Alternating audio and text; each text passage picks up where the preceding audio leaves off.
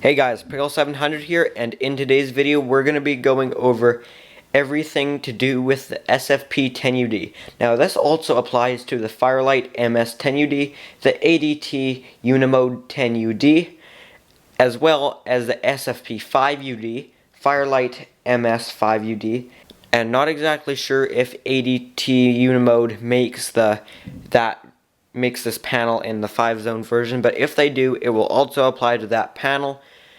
Just with the 5-zone models, you'll have to just remember that there's just 5 less zones, so the features of those zones don't apply on those panels, and there's a few other differences I will get into in the video. My video with everything to do with the Firelight MS4 got a lot of support, and lots of people have requested me to make one of this panel. I was getting requests before I even had this panel to start making ones of the MS5UD and 10UD.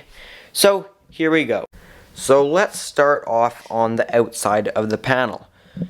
It's a decently big panel. Here's my hand on it. That doesn't really give you a whole good size, but here's the side of it, which is very deep. So the dimensions on this guy, so this panel from here to the very back is just over 5 inches deep, and the height of it is 19 inches tall, and it's almost 17 inches wide, so it's a fairly big panel. Now we have knockouts all around. As you can see, my hinge here isn't in the greatest condition. So all of these knockouts are 1/2 inch and 3/4. The dimensions of the knockouts are actually bigger than that, but that's the size of connectors that will go into the knockout. So all of these ones, I'm not sure if you can tell, but they have 2 sections. So you knock out this first section for 1/2 inch, and then both sections for 3/4 inch. So we have one knockout on the bottom. This knockout and this knockout, I think, would pretty commonly be used to bring power into it. Then we have another knockout here, and then one at the top. So now there's only the one on the underside, and then on this side we have quite a few. We have 3 right here, we have another one up here, and one at the top. We also have a few knockouts on the top. There's actually quite a few. As you can see, this one has a knockout filler in it. So there's quite a few at the top, which gives you lots of different options.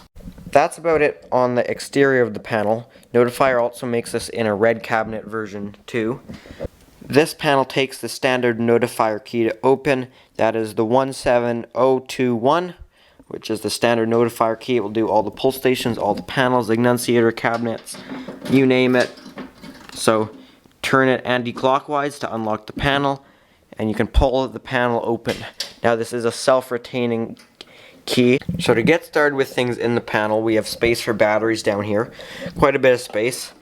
I keep this cable here. Can't remember what this connection's called, but that goes into this spot on the panel so you can program it through a laptop. Right here we have our grounded lug, so you can bond all of the 24-volt side devices, so ignition devices, NACs, you name it, all of that stuff. So this panel kind of has 2 boards. You have your main board that you see, but then back here, I'm not sure how well you can see that, but we have the secondary board right there. Can't really see it too well, but that is your power supply board. So this is where you bring your 120 volts AC into. Right here you have your line 1 ground and your L2. Now this would look a little bit different on an MS5UD. On a 5UD you actually have a transformer like this sitting in here. In this panel it's a different type of transformer. Everything's done back there. I'm not exactly sure what the difference is, but a great part about this panel over the 5UD is it puts out filtered DC instead of full way rectified, or FWR put short, which is better for vibrating bells, mechanical horns, and simplex devices. Can't take full way rectified, so that is a much better part about this panel. So now moving on to our terminals, this is where the power supply gives the panel power, right there. Moving up we have our first terminal. This is our auxiliary power. These can be selected to be both non-resettable or resettable via a jumper. The power limit on this is 500 milliamps. I'm not sure if that's for both or each one has a power limit of 500 milliamps. We have a jumper right here, and I believe that might be what you use to change the settings for your auxiliary power. Moving up, we have our first two NACs, NAC 1 on the left and NAC 2 on the right. Now all these terminal blocks are removable. I'll pull off this one, we'll get a trouble.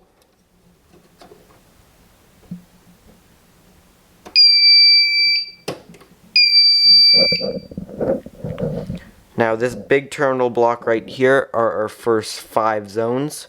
As you can see, 3 of those are being used.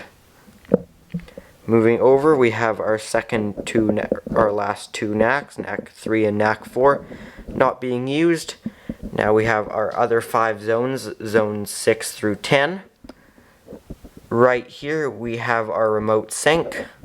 Now this remote sync is supervised, so you do have to have an end-of-line resistor, because if I pull this guy off of here, power supply sync fault.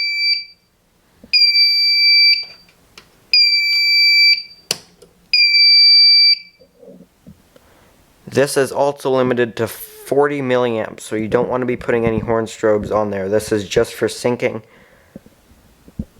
which can be used to synchronize a slave panel or a NAC booster panel, whatever you want to call it. This can be used to make sure those horns are on the same synchronization. But that's a subject for another day, since that gets a little bit confusing. Right here we have our 3 programmable relays. So I'm not exactly sure what our contacts are rated for on there, but I believe they're probably around 1 amp if they're the same as the MS4. Going down here, we have these pins right here, which will connect to this guy right here. Now I believe you can mount an optional relay card for there. I'm not exactly sure what all you can mount. There might be a couple of different things to mount, and I should also go over that these pins right here are for the zones and the NACs to have those as class A instead of class B. Moving down here, we have this jack that I talked about earlier for programming through a laptop.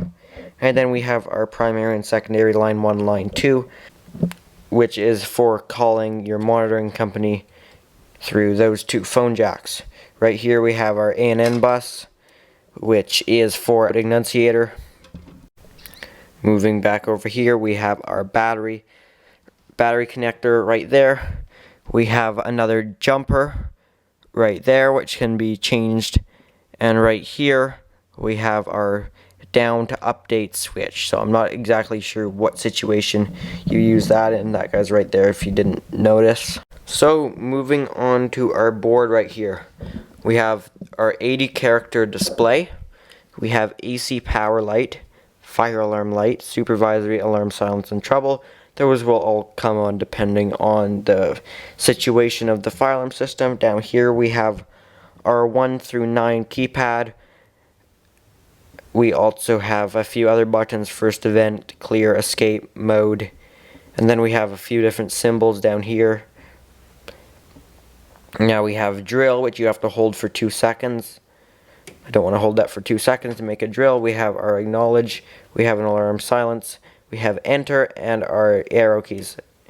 So enter will also bring you into programming, so I'll escape that. And we have our reset right here, and our piezo, which you will hear.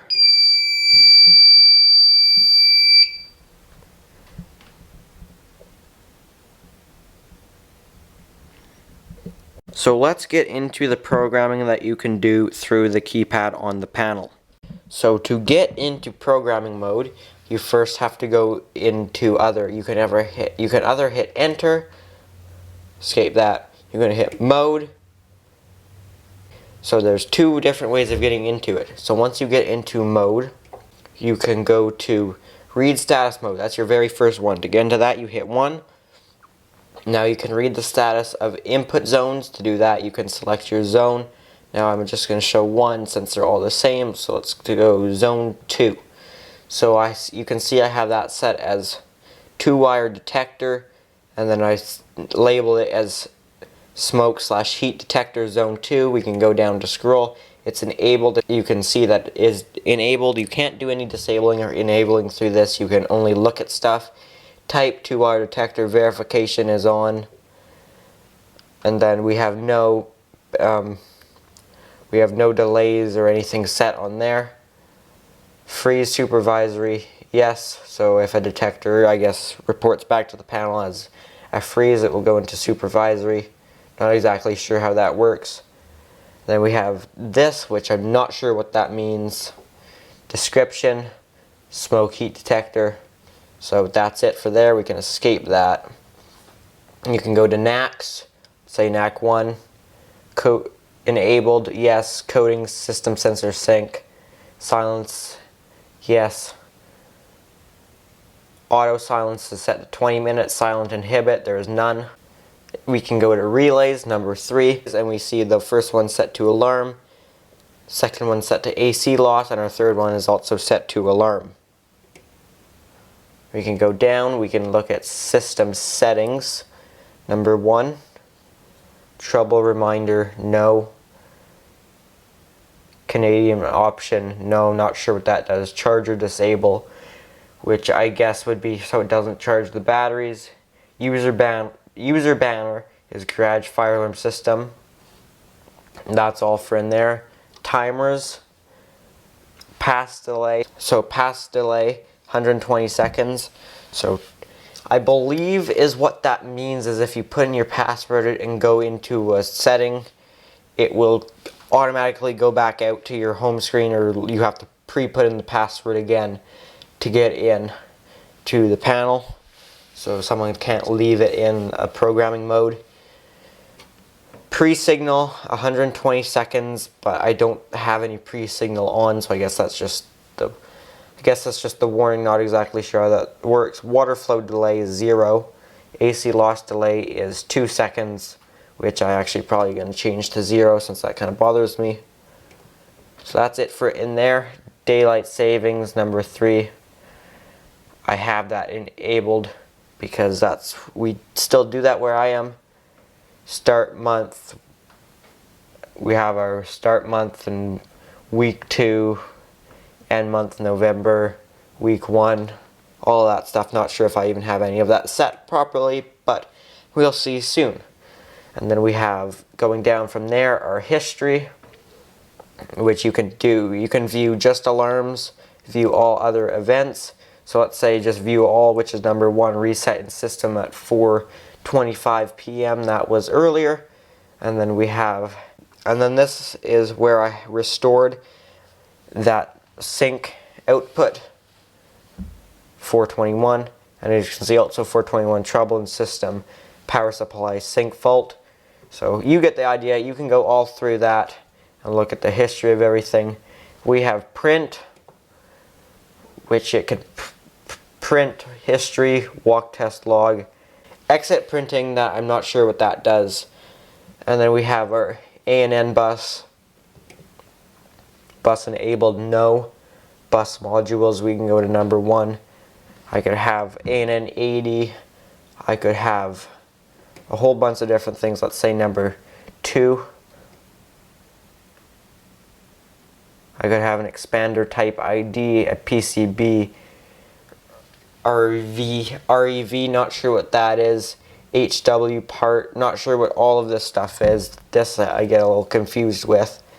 But you can have 8 different things on the ANN bus. It's almost like an addressable loop, sort of, where different things communicate back to the panel. Central station, number 1. Reporting, no. Report style, first available. I'm not exactly sure what this is all phone stuff. Call limit, 0. So that's with the phone. And then the phone lines, number 2, we have primary. And then we have all phone stuff in there. Then we have service terminal, number 3. Also not sure what that does. Sorry, I don't exactly know everything in here. And that's it for read status. Next, you can go into programming mode. And then there's future use. And then remote download. So future use is not getting used for anything. If you click on it, you can't even click into it. 4 is for your you can go into remote download for that. Never done any of that stuff before, so I don't think I'm well educated to talk about that. And in programming mode, number 2, you have 2 passwords. You have your level 1 password. Before I say password, lots of people are going to start freaking out at me. And you know what? I really don't care because it's common knowledge. You can look it up on Google and find results in 30 seconds. I'm not sharing anything secretive here. So our level 1 password is 11111. And that only gets you into a few things. You can't start tampering, you can't start disabling zones and NACs and that sort of stuff. So if I escape that and go back into it, if I put in our master password 00000, that gets us into all kinds of things: NACs, relays, optional modules, history, clear programming, password change, gets you into all the high level stuff. So as you can see, once we're in programming mode, we actually get a trouble. The piezo never sounds, but you do get a trouble. So you can go into input zones, which is number 1. We could select any of the zones, let's say number 2. Again, this is where we can actually start programming things. Press to edit down. Enabled, yes. If I hit 1, that will disable it. Then I can re-enable it. We have type, 2-wire detector, verification is on, yes. 3, you can turn that off. Let's just turn it off for fun, whatever. I don't actually need that on really. Then you have this stuff that I don't know what it does. Freeze supervisor, that's enabled. Then we have none. Then we have number 1, which I'm not sure what it does. 2, which is the description, which I already have set. And that's it for in the zones. Next you can go to NACs, number 2. Let's say NAC 2. Coding, or enabled, sorry, yes, hit 1 will disable it. Then coding is set to temporal. Silence, yes. Auto silence 20 minutes. Silence inhibit, no. That's it for in there. So you can go to relays. This is the same thing, except you can start programming them. Let's say relay number 3. I could set that to alarm, trouble, supervisory, process monitor, AC loss, hazard, com fail, not sure what that is, medical, silenceable alarm, and that's all. We can go down to system setup, number 1, timer, banner, time date. You can change that stuff. Trouble reminder, Canadian, all the stuff I went through earlier, other than you can actually change it this time. History,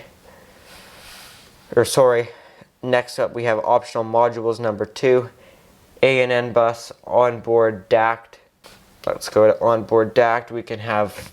Then we have history, number 3, which then we can actually erase our history. So if you have any secret stuff going on in your file or control panel that you want no one else find out. Number 2, erase your history. Number 1, yes. So history is erased. So now if we go to view events, view all, number 1, no events. No events in history, escape that. Next we have walk test. We have silent, so when you activate stuff you'll just get piezo on the panel, nothing else will happen. Audible, and then view results. So for that you can, so I'm not exactly sure how view results actually works, but it's there. And then we can do 2, which is clear program, system change, proceed. No, I do not want to, so number 2. And then password change, number 3, which you can have master password, you can have maintenance or remote download. So master password number 1, so you'd have to actually put in the password right now that I want, but I don't want to do that. You can have a maintenance password and a remote download. So that's all for in there. So now that's in programming mode. Getting back into NACs, because I just touched that pretty briefly, we'll go to NAC 3. And I'll get into what you can actually change in here. I showed you enable, and then coding, you go to number 2. You can change it to steady, March time, California, temporal, 2-stage 3-minute, 2-stage 5-minute. And then here's your sync if you're using syncable devices or smart devices. We have system sensor sync, we have wheel lock sync, Gentex sync, Faraday sync, and then we have, last but not least, AMSICO sync.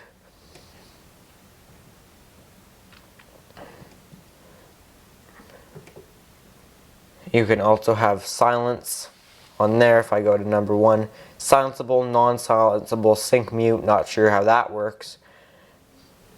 Auto silence, number 2, you can have 5-minute auto silence, so if a signal is activated, it will turn off in 5 minutes. You can have it set to 5, 10, 15, 20, 25, 30. That's all you get from there. Silence inhibit is so if something's activated, you can't silence it for a certain amount of time. Go to number 3. No silence inhibit, or 1-minute silence inhibit. That's all you get. You can't have like a 2-minute or 3-minute. That's all you get right there. Escape this guy. And that's all for the NACs. Come back to zones, since again I touched that pretty briefly too.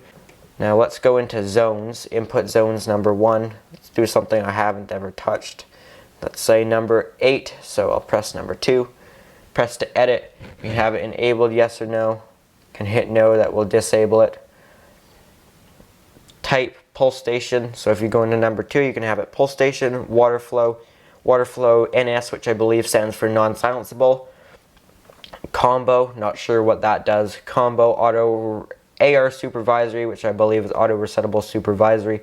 2-wire detector, normally open contact, fire, tamper, supervisory, auto resettable, medical alert, hazard alert, tornado alert, process mon, not sure what that does. Process mon, auto resettable, AC loss mon, acknowledge switch, silent switch, drill switch, reset switch, pass bypass, which I believe is password bypass. So you could have a key switch that would bypass, the password on the panel, which is a kind of cool feature for fire departments so that they could have access to bypass passwords, because they don't need to be dealing around with having to put in passwords if there's a simple switch that can do that instead. Drill switch auto resettable, and that's all. 3 is verification, which I have set to no. And I can't actually set it to yes, and I believe that's because it's not on a detector, so I can't do that. And then we have our pass pre-signal delay, freeze supervisory, and then not sure what any of this means. Description, which we could do anything we wanted. We could start typing anything we wanted, all kinds of craziness. So the first time you hit a number, let's say 2.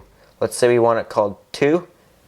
It's 2. And then let's say we wanted 25 AC.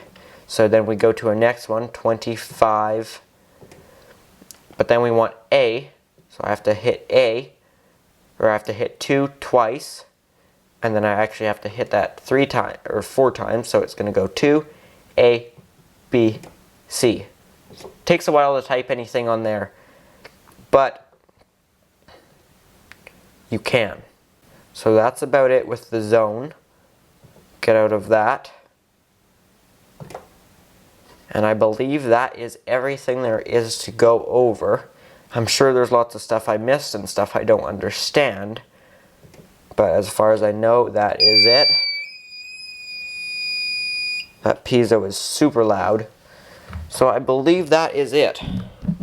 So one last thing before this video is over is the maximum NAC current, or the maximum you can pull from the NACs on this panel, particularly the 10UD or the 10 zone models of them, is 3 amps per NAC. And everything supervised on here needs a 4.7k ohm resistor. And if you had the 5 zone model, it is 2.5 amps per NAC. Same resistor though at the end of line. Also your batteries, if it's a 5 zone model, that is an 18 amp hour batteries max. So each battery you can have up to an 18 amp hour battery. And that stays the same whether it's at 12 volts or 24. Because by putting them in series like that, you're doubling the voltage but keeping the same amp hour rating. So that would be an 18 amp hour battery maximum. Or if it's my model, or any of the other 10 zone ones, you can have up to 25 amp hour batteries, which are some pretty big boys. Now for this panel, your minimum size of battery is 12 amp hour. So these are too small, these batteries for this panel at 7.2 amp hours. So you're supposed to have at least 12 amp hour batteries in this panel. But if it's the 5-zone model or 3 amp power supply, I should be calling them 7 amp and 3 amp power supply. Typically you have the 7 amp power supply in the 10-zone model, 3 amp power supply in the 5-zone models, but sometimes they get switched back and forth. But that's not very common. So in a 3 amp hour power supply model, you have to have a minimum of a 7 amp hour battery. So these batteries would do at 7.2 amp hour if this was a 3 amp power supply version of the panel. So as I said, I'm sure there's something I missed. There's just a lot of stuff on this panel that I could go over. This is a very long video, so I apologize for that, but there's no really way of me going over it short. Left a comment on one of my other videos asking if it should be long or short, and the answers I did get were as in detail as I could get. So I've gone in detail as I could get, so please no one complain that I got too in detail. So that is about it for this video. If you enjoyed this video or found it useful, make sure to hit the thumbs up button, and if you haven't already, make sure to subscribe. Thanks for watching.